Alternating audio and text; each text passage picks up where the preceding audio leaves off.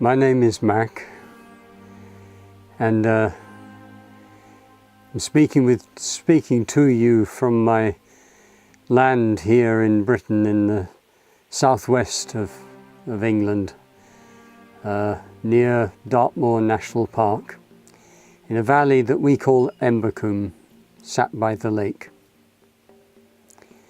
Now, it's 50 years since I was a teenager, about 17 years old.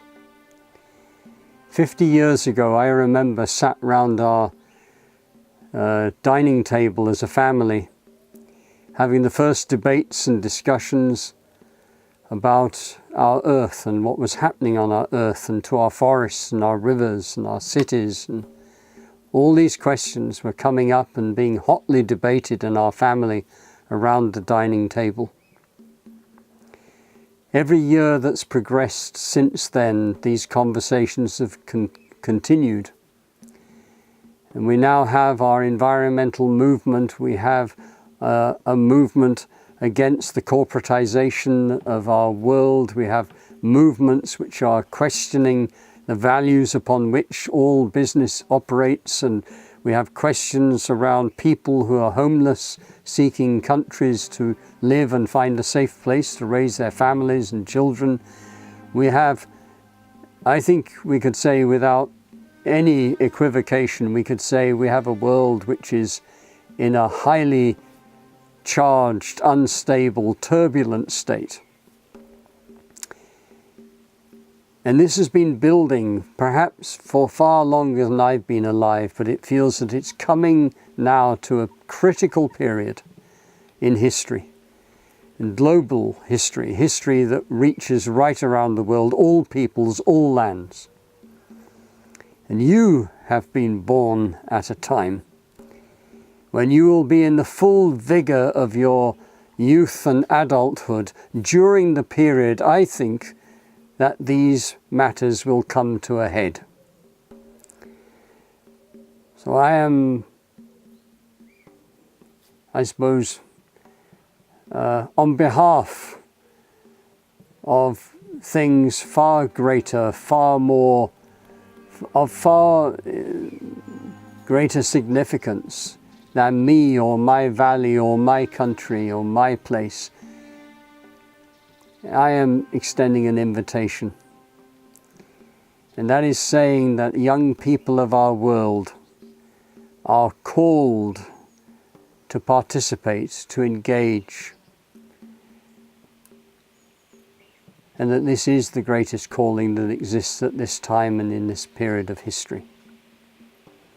It is of huge significance and importance that you feel somehow that you hear this call, and that sufficient numbers of you answer that call by asking these questions of what it is that you most deeply and profoundly love, by asking the questions about what your gifts are, your particular piece that you can offer, by asking the question of what it is that you are responsible for, and then aligning the answers to those questions and offering them forward in action for what Charles Eisenstein calls this more beautiful world our hearts know is possible.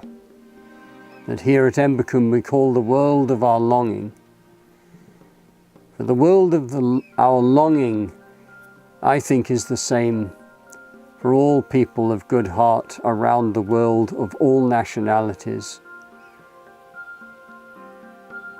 It is the answer to this question really is the one that will decide the fate of millions and millions and perhaps billions of creatures around this world, of forms of life, of trees, of oceans, of swamps, of rivers, of cities, of entire peoples, of our children and our grandchildren, and the children and grandchildren of all species. We say in this valley the greatest danger that we face at this time is not actually specifically climate change, or the degradation of our environment, or the corporatization of our world. It's the passivity of ordinary good people who choose to remain on the sidelines, observing, watching, sympathizing perhaps, but not engaging. As somebody who has come and is continuously in some way falling in love with the world and her people and all beings progressively more every year, something that I delight in and have some sense of pride in, I am, on behalf of all peoples of the world, on behalf of the bird that I can hear singing in the background here, on the behalf of these grapevine leaves that you might be able to see in this screen, on behalf of the lake that is behind me, the dragonflies, the fish, saying, please step forward, accept the invitation. Come and join hands with many thousands of others and sing powerfully this song of life.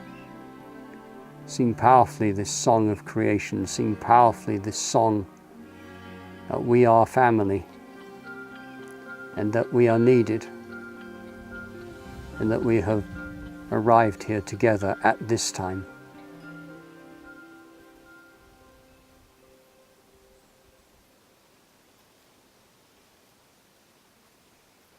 That is my invitation.